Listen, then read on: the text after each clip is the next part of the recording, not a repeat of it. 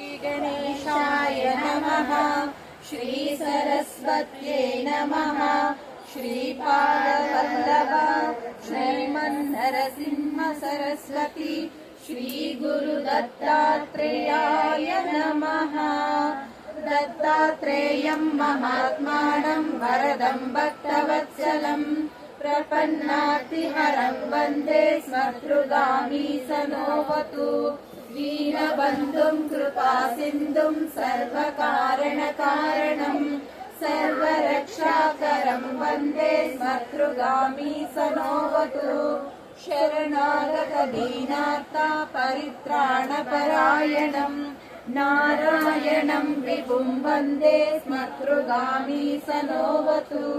सर्वानर्थहरं देवं सर्वमङ्गलमङ्गलं सर्वक्लेशहरं वन्दे स्मर्तृगामी सनोवतु।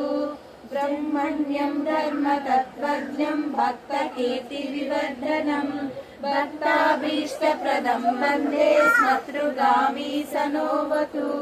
शोषणं पापपङ्कस्य दीपनं ज्ञानतेजसः तापप्रशमनं वन्दे स्मर्तृगामी सनोवतु।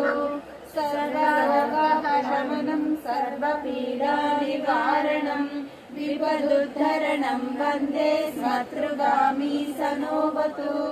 जन्म संसारबन्धघ्नं स्वरूपानन्ददायकं निःश्रेयसपदं वन्दे स्मर्तृगामी सनोवतु। जयाभयशस्कामा धातुर्दत्तस्य यस्तवं भोगमोक्षप्रदस्येमिं प्रपटे सुकृती भवेत्। जय श्री गुरुदेव दत्त।